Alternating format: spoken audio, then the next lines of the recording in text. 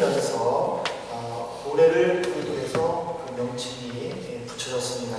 특별히 요한복음 12장 13절에 종려나무 가지를 가지고 맞으러 나가 외치되 호산나 찬송하리로다 주의 이름으로 오시는 이 곧 이스라엘의 왕이시여 하더라. 이렇게 사도 요한은 당시에 예루살렘 성에 입성할 때 예루살렘에 있는 어린아이들과 또 많은 사람들이 주님을 열렬하게 환영하는 것을 생각하면서 이렇게 말씀을 기록을 했습니다. 그래서 이제 이후에 그 각 교회들은 이 해마다 종려주일이 되면 직접 종려나무 가지를 장식하거나 또 예수님의 그 예루살렘 입성 행렬을 이렇게 그 몸소 보이면서 기념하기도 합니다. 또한 이 종려주일부터 시작해서 예수님이 다시 사신 부활주일 전까지를 흔히 고난주간이라고 부릅니다. 예수님께서는 이 한 주간 동안 실로 고통스럽고 그리고 너무나도 힘들고 아픈 시간을 보냈습니다. 왜냐하면 이 종려나무 가지를 흔들면서 호산나라고 외쳤던 그 백성들이 예수님이 빌라도 법정 앞에 섰을 때에 우리에게는 황제 이외에는 왕이 없으니 예수를 십자가에 못 박아 죽여라. 그리고 그 피의 대가를 우리와 우리의 후손들에게 돌려라 라고 하면서 빌라도에게 그 고함을 지르며 아우성을 치므로 결국에는 예수님께서 십자가에 못 박혀 죽으셨습니다. 그런데 주님께서는 이미 이 모든 것들을 예루살렘 성에 들어가시기 전부터 다 알고 계셨다는 사실입니다. 그런데 이스라엘 백성들은 예수님이 예루살렘에 가실 때에 열렬하게 환영을 했지만 결국에는 배반하여서 예수님을 죽이는, 그래서 그 말씀이 그 모습이 너무나도 가슴 아팠던 그런 한 주간이기도 합니다. 그래서 오늘 저는 이 종려주일 또 고난주간을 맞이하면서 이 본문의 말씀을 통해서 우리가 하나님 앞에 주시는 은혜, 또 우리가 어떻게 고난주간을 맞이하며 또 돌아올 부활주일을 맞이할 것인가 은혜를 나누려고 합니다. 오늘 읽은 본문은요, 크게 두 부분으로 나눌 수가 있습니다. 첫 번째로 1절부터 5절까지는 예루살렘 성에 입성하시는 예수님을 소개를 했습니다. 특별히 우리가 함께 읽었던 이 5절의 말씀은 바로 스가랴서 9장 9절에 있는 말씀의 예언의 성취이기도 합니다. 예수님께서는 구약의 메시아 부분에 대해서 예언한 부분을 직접 성취하시는 이유는 바로 하나님의 계획과 섭리에 초점을 맞추기 위함인데요. 특별히 요한복음 5장 30절에 보면은 예수님 스스로가 이런 말을 하셨습니다. 내가 아무것도 스스로 할 수 없노라. 듣는 대로 심판하노니 나는 나의 뜻대로 하려 하지 않고 나를 보내신 이의 뜻대로 하려 함으로 내 심판은 의로우니라. 예수님은 그 사역을 시작하면서 바리새인들과 또 종교 지도자들에게 수없이 비난을 받고 심지어 예수님이 하시는 그 사역의 정통성에 대해서 공격을 받으셨습니다. 그럴 때마다 예수님께서는 하시는 말씀이 바로 이 말씀입니다. 너희들은 너희들 임의대로 생각하고 연구하여 말하지만은 나는 내 생각대로 내가 알고 있는 대로 말하지 않는다. 오직 나를 보내신 이의 뜻을 이루기 위해서 나는 이런 일을 한다라고 반박을 하셨습니다. 그래서 예수님이 예루살렘 성에 갈 때도 나귀의 그 어린 나귀를 타고 예루살렘에 가셨던 것도 바로 구약의 그 스가랴 선지자가 스가랴서 9장 9절에 예언했던 그 말씀을 성취하기 위함이셨습니다. 그러므로 우리는 이 예루살렘 성에 들어가 들어가시는 그 예수님의 모습을 보면서 예수님께서는 독자적으로 당신의 생각하고 있는 것을 행동하는 것이 아니라 바로 하나님의 뜻을 섭취 않는 겸손한 왕의 모습을 우리는 다시 한번 깨달아야 할 것입니다. 그리고 이제 6절부터 11절은 예수님께서 예루살렘 성에 들어가실 때 백성들이 하나님의 모습을 보인 것을 소개를 했습니다. 예수님이 예루살렘 성에 들어가실 때에는 그 나귀 주인의 희생이 무엇보다도 크셨습니다. 왜냐하면 어린 나귀와 또 나귀를 기꺼이 예수님을 위해서 드렸기 때문입니다.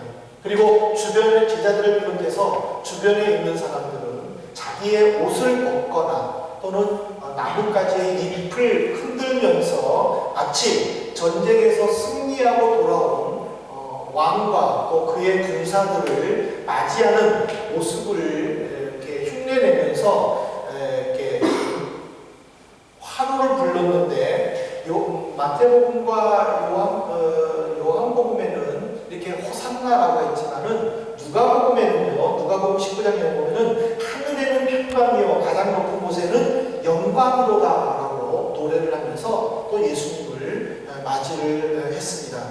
예수님께서 예루살렘에 성에 입성할 때에 누가는 요한과 마태가 기록한 다른 영광의 찬송을 소개한 것은 뭐냐면 바로 누가복음 2장 14절에 있는 말씀을 연결해서 예수님의 메시아를 증명하려고 했기 때문입니다. 그 말은 무슨 말이냐면요, 누가복음 2장 14절에 보면은 지극히 높은 곳에서는 하나님께 영광이요 땅에서는 하나님이 기뻐하신 사람들 중에 평화로다. 즉 천사들은 죄로 인하여 하나님과 단절된 우리 인간들을 구원하기 위해 아기의 모습으로 오신 예수 그리스도를 찬양하는 내용이 바로 누가복음 2장입니다. 근데 이제 예수님께서 성장해서 왕의 모습으로 인류를 구원할 왕의 모습으로 예루살렘 성에 들어가실 때에 똑같이 누가복음 19장에 하늘에는 평강이요 가장 높은 곳에서는 영광이로다라는 이 말씀이 바로 누가복음 2장의 말씀과 연결지어져서 예수님만이 유일한 구세주다라는 것을 지금 누가는 선포하고 있습니다. 어쨌든 이스라엘 백성들은 예수 그리스도가 왕으로서 자기들을 다스릴 것을 깨닫고 그리고 영광의 그 찬양을 올리는 모습을 통해서 우리는 세 가지를 도전을 받게 되는데, 첫 번째로 우리는 다스리는 주님을 영접해야 됩니다. 마태복음 21장 3절에 보면 만일 누가 무슨 말을 하거든 주가 쓰시겠다 하라 그리하면 즉시 보내리라 하시니, 예수님께서 이제 벳바게라는 도시에서 예루살렘으로 올라가기 전에 잠깐 머물렀을 때에 이제 그 타고 갈 나귀를 찾았습니다. 그래서 제자 중에 2명을 벳바게로 보내면서 가다가 보면 나무에 나귀와 그리고 어린 나무가 매여 있는 것을 볼 것이다. 그것을 풀어서 가지고 와라. 만일 누가 말을 하게 되면 선생님이 사용하십니다 라는 말만 하고 그냥 풀고 와라. 이렇게 가르쳐 주셨습니다. 제자들은 예수님의 말씀대로 가보니까 정말 그런 모습에 있었고, 그래서 아무 생각 없이 풀었을 때에 어떤 사람이 말합니다. 왜 그것을 푸느냐고. 그때의 제자들은 당황하지 않고 선생님이 사용하십니다 라고 말을 할 때에 성경이 이후에 보면은 왜 푸느냐고 질문한 그 사람의 이후에 답이 없습니다. 주님은 이 모습을 통해서 우리에게 가르쳐 주시는 것은 주님은 온 세계를 다스리는 유일한 왕이시고 주인이라는 사실입니다. 이 세상에 존재하고 있는 모든 것들은 나를 비롯해서 다 예수님의 것이라는 사실입니다. 그러므로 예수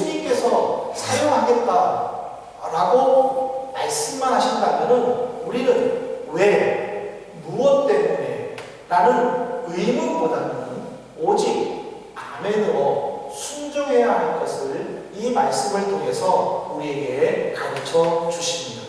근데 세상은요, 이렇게 우리가 순수하게 예수님을 믿으려고 하는 것에 대해서 그렇게 좋아하지 않습니다. 사탄은 우리를 여러 방법으로 유혹을 합니다. 다시 말해서 마음에 우러나오는 말을 듣고 순종하려고 할 때에 사탄은 왜 그것을 꼭 지금 하려고 하느냐, 상황이 조금 나아지면 해도 되지 않느냐 유혹하기도 하고, 또는 왜 아무도 생각하지 않고 나서서 하려고 하지 않는데 너는 그것을 꼭 나서가지고 하느냐, 그냥 조용히 있다가 다른 사람들이 어떻게 하는가 보고 해도 늦지 않는다 하고 유혹할 수도 있다는 사실입니다. 하지만은 이 나귀와 어린 나귀를 선생님이 사용하십니다라고 말하는 그 사람의 말을 믿고 나귀와 어린 나귀를 주는 그 주인처럼 우리도 그런 모습을 보여야 한다는 사실입니다. 그 누구에게도 말씀하시지 않고 내 마음속에 그 말씀을 심어주실 때에는 하나님께서는 나를 통해서 그 일을 이루실 계획을 이미 세우셨다는 사실입니다. 예를 들어 보십시다. 예수님께서 제자 2명을 보냈습니다. 나무에 매여 있는 나귀를 끌고 와. 그때에 제자들은 예수님께 이렇게 말할 수도 있습니다. 선생님, 만약 그러다가 나귀 주인이 안 된다고 하면 어떡합니까? 물어볼 수도 있지 않습니까? 또 차마 선생님 앞에서는 몸으로 건다 할지라도 그 앞에 가가지고 쭈뼛쭈뼛하지 않겠습니까? 왜냐하면 풀 때에 그 말대로 안 됨으로 인해가지고 도둑놈으로 오해받아서 경찰서에 끌려갈 수도 있지 않겠습니까? 이런 상황들을 우리가 생각할 수 있지 않겠습니까? 그럼에도 불구하고 제자들은 선생님 앞에서 또는 나귀를 보는 순간에 아무 생각도 하지 않았다는 사실입니다. 예수님 앞에서는 그 말씀에 순종을 했고 나귀와 어린 나귀를 보는 순간에 아무 말 하지 않고 끈을 풀었고 주인이 물었을 때에 어떤 설명도 하지 않고 선생님이 쓰십니다라는 딱 2마디만 하고 가지고 왔다는 사실입니다. 주님께서 나를 비롯해서 이 세상을 지배하고 계심을 믿음으로 고백한다면 우리도 그 무엇을 요구한다 할지라도 내가 주님을 위해서 쓰임 받겠다라는 그런 순종의 자세가 필요한 줄로 믿습니다. 두 번째로 이 예루살렘 성을 입성하는 이 주님의 모습을 통해서 우리는 경배하면서 예수님을 맞이해야 합니다. 마태복음 21장 9절에 보십시오. 앞에서 가고 뒤에서 따르는 우리가 소리 높여 이르되 호산나 다윗의 자손이여 찬송하리로다. 주의 이름으로 오시는 이여 가장 높은 곳에서 호산나 하더라. 예수님께서 이제 예루살렘 성에 들어가셔서 인간의 죄를 짊어지고 십자가에 죽을 것을 알고 그래서 그 메시아임을 믿은 백성들은 지금 호산나 가장 높은 곳에서 호산나 하면서 찬송을 했습니다. 근데 이 호산나라는 뜻이 시편 118편 25절에 보면은요, 시인은 이렇게 외칩니다. 여호와여 구하옵나니 이제 구원하소서. 여호와여 우리가 구하옵나니 이제 형통하게 하소서. 여기 보면은요, 여호와여 구하옵나니 이제 구원하소서. 이것이 바로 호산나라는 뜻입니다. 그러니까 이스라엘 백성들은 예수님께서 자기의 죄를 짊어지고 십자가에 달릴 것이다라고 생각을 하지 않고 예수님께서 이제 자기들과 함께 로마의 군대들을 물리치고 이스라엘을 해방시키실 것이다라는 인간의 왕으로 생각해가지고 이제 우리를 구원하소서라는 의미로 호산나라고 찬송을 불렀다는 사실입니다. 백성들은 이 시간만큼만은 예수님을 승리의 왕으로 인정을 했습니다. 사실 예수님께서는 이 3년 동안 갈릴리 지역뿐만 아니라 유대 땅을 두루 다니면서 병자들을 고쳐주셨고, 가난한 자들에게 먹을 것을 주셨고, 또 소원을 가진 자들의 모든 소원들을 응답해 주셨습니다. 그리고 말씀의 가르침을 통해서 당시 종교 지도자들로부터 깨달음을 받지 못했던 영적 갈급함도 주님께서는 모두 다 해결해 주셨습니다. 그래서 많은 사람들은 예수 그리스도가 정말 우리의 왕이다라고 생각을 했었습니다. 이들이 적어도 예수님께서 예루살렘 성에 들어가셨을 때 이렇게 큰 손을 흔들면서 목청을 높여서 불렀던 것은 사랑하고 존경한 사람에 대한 최대의 예우의 모습이었습니다. 그것은 마치 전쟁에서 승리하고 돌아온 왕과 그의 군사들을 맞이하는 백성들의 모습과 똑같았습니다. 이 모습을 통해서 예수님이 우리에게 가르쳐 주시는 것은 우리도 영광의 주님을 맞이하기 위해서는 날마다 찬양을 불러야 하지만 무엇보다 간절한 마음으로 준비할 것을 가르쳐 주셨습니다.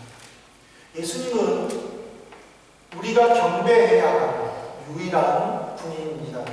우리가 예수님을 높이기 위해 얼마나 찬양하고 있으며 간절한 마음으로 주실 은혜를 사모하고 있습니다. 이것이 우리가 이 고난주간에 생각해 봐야 할 문제입니다. 매일의 삶에서 찬양과 사모하는 삶이 없이 주일에 한 번 예배드린다고 하나님께서는 기뻐하시지 않습니다. 오히려 주일 예배를 드리기 위해 매일의 삶에서 주님을 생각하면서 찬양해야 하고, 또 주실 은혜를 생각하면서 거룩하게 지내야 합니다. 그럴 때 예수님은 기뻐하시고, 또 우리들의 그런 사람들의 마음을 어루만져 주시고 복으로 채워주십니다. 그러므로 우리가 매일의 삶에서 주님을 기뻐하고, 그리고 주님께 기쁜 마음으로, 경배하는 마음으로 찬양을 드리면 그 찬양으로 말미암아 예수님께서는 거룩해지시고 또 주님께 영광이 되지만은 그 찬양을 하는 우리도 삶에서 거룩해지고 경건의 능력이 나타나게 됩니다. 그러므로 우리는 경건의 모양을 가지고 있는 것으로 만족하는 것이 아니라 경건의 능력이 나타나도록 우리의 매일의 삶이 주님과 함께하는 삶이 되어야 될 줄로 믿습니다. 여러분들 혹시 기도 응답을 받고 싶습니까? 아니면 마음에 가지고 담고 있는 그 희망과 소원들을 응답받고 싶습니까? 그렇다면 날마다 은혜를 사모하면서 주님께 찬양 드리시기를 부탁을 드립니다. 반드시 이루어지십니다. 여러분들이 정말 이 기도 제목은 꼭 응답받고 싶다. 그렇다면 매일 하나님 앞에 찬양하십시오. 매일 하나님이 주신 은혜를 기대하십시오. 하나님은 반드시 응답해 주실 줄로 믿습니다. 세 번째로 우리는 예루살렘 성에 들어가시는 그 주님의 모습을 보면서 우리는 첫 감격을 잃지 않기 위해 예수님을 맞이해야 합니다. 누가복음 19장 40절에 보면은 대답하여 이르시되 내가 너희에게 말하오니 만일 이 사람들이 침묵하면 돌들이 소리 지르리라 하시니라. 이게 무슨 말이냐면요, 예수님께서 예루살렘 성에 입성할 때에 어린아이들을 비롯해서 온 사람들이 이렇게 막 찬송하면서 예수님을 맞이할 때에 종교 지도자들은 사실 배가 아팠어요. 왜냐하면 자기들이 인정하지 않는 선지자인데 그 위대한 선지자가 왔다고 백성들이 이렇게 찬송하는 것이 너무나도 보기가 좋지를 않았어요. 그러니까 나쁜 말로 말하면 꼴 보기 싫은 거예요. 그래서 예수님께 말한 거예요. 너무 소금 피우지 말아라. 당신이 뭔데 이렇게 백성들이 하도록 내가 예배를 드느냐? 조용해라. 만일 이렇게 떠들면 로마 군사들이 와가지고 또 우리를 죽일 것이다 하고 협박을 했습니다. 그때 예수님께서 하시는 이 말씀입니다. 만일 이들이 조용하면 나무와 돌들이 나를 향하여 노래를 부를 것이다. 이 말은 뭐냐면 너희들이 가지고 있었던 그 하나님에 대한 첫사랑과 첫 감격을 결코 잃어버려서는 안 된다는 것을 지금 추궁하시는 내용입니다. 우리는 얼마만큼 주님을 향한 첫사랑과 첫 감격 속에서 지금도 신앙생활하면서 감사하고 있습니다. 우리가 처음 예수님을 만났을 때, 내가 주님 앞에 처음 나와서 예배를 드릴 때, 아니면 여러분들이 정말 이 한국을 떠나서 독일에서 브레멘이든지 어디든지 간에 처음으로 예배 드렸을 때의 그 감격스러웠던, 그리고 정말 내가 예배를 드릴 수 있구나라는, 내 나라 말로 찬양하고 내 나라 말로 말씀을 들을 수 있구나 했었던 그 감사했던 그 감격스러웠던 마음이 지금도 존재하고 있느냐, 이것을 우리에게 가르쳐주는 것입니다. 그때는 내가 눈물을 흘리며 감격스럽게 하나님을 찬양했는데 지금은 그런 감격스러운 마음이 사라지게 되고 예배조차가 어떤 의무감에 의해서 나오는 것으로 변질됐다면 주님은 우리가 드리는 그 찬양과 그 영광의 찬송이 나무와 돌들, 물색물이하도록 버려주신다는 사실입니다. 우리에게는 엄청난 도전이고 또 우리에게는 주님을 향한 끊임없는 첫사랑과 첫 감격을 잃어서는 안 된다는 것을 이 예루살렘 입성을 통한 주님의 모습을 통해서 가르쳐주고 있음을 깨달아야 될 줄로 믿습니다. 이제 말씀을 맺겠습니다. 사랑하는 성도 여러분, 주님께서 베풀어주신 구원의 은혜를 기뻐하며 감격했던 그 시절을 아직도 간직하고 계십니까? 아니면 처음 주님을 만났던 기억이 머릿속에서 지워져 아득한 먼 옛날 일로 느껴지십니까? 종교주의는 바로 첫사랑과 첫 감격을 잃지 아니하기 위해 우리가 지금도 주님을 내 마음에 모셔드려야 되겠다는 헌신과 결단을 위해 주님 앞에 드려져야 되는 예배인 줄로 믿습니다. 우리는 옛 추억 속에 빠져서 신앙생활에서는 안 될 것입니다. 내가 언제 그때는 정말 열심으로 주를 섬겼었는데, 내가 그때 언제 내가 정말 열심으로 주 앞에 엎드리며 부르짖었었는데, 그렇게 생각해서는 안 될 것입니다. 그때 그렇게 했었다면 지금도 그런 모습으로 주님을 섬기며 찬송해야 될 줄로 믿습니다. 이스라엘 백성들은 종교 지도자들의 말이 넘어가 호산나라고 외쳤던 그 입으로 예수를 십자가에 못 박으라고 외치면서 주님을 사랑하는 데 실패했습니다. 그 결과 그들은 AD 70년에 예루살렘 성이 멸망되었고 그들은 민족 없는 백성으로 1946년 독립선언할 때까지 그들은 서론과 핍박으로 아픔을 겪으며 살아갔습니다.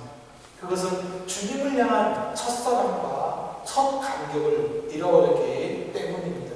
오늘 우리들은 이 예루살렘 성에 입성하신 그 예수님의 모습을 다시 한번 깊이 묵상하면서 실패한 이스라엘 백성들이 아니라 첫사랑과 첫 감격을 회복해서 승리하는 성도가 되기를 진심으로 바랍니다. 이 고난주간 동안에 다시 한번 나를 향한 주님의 말씀을 다시 한번 꺼내시기를 바랍니다. 내가 이 독일에 올 때에, 아니 내가 이 브레멘에 와서 공부하려고 할 때에 하나님이 내게 어떤 말씀을 주셨는지 그 주신 말씀을 다시 한번 붙잡고 주님 이 말씀을 통해서 내가 첫사랑을 또 첫 감격을 회복하면서 주님을 찬양하고 싶습니다 하고 부르짖는 이 한 주간이 되기를 바랍니다. 모쪼록 종료주일과 고난주간이 있는 이 한 주간을 다른 어떤 주간보다도 좀 더 경건하게 보내고 또 주님의 사랑을 묵상하면서 지내시기를 바랍니다. 주님께서 여러분들에게 이 고난 기간 동안 주신 은혜와 사랑이 여러분들의 삶과 또 여러분들의 생활 속에서 풍성하게 넘치시기를 주님의 이름으로 축복합니다. 우리 이 시간에 이 말씀을 묵상하면서 한번 기도하기를 원합니다. 하나님, 내가 주님을 사랑합니다. 주님께 또 첫사랑과 첫 은혜를 회복하기를 원합니다. 함께 같이 기도하도록 하겠습니다. 기도하시겠습니다. 자, 기도하시나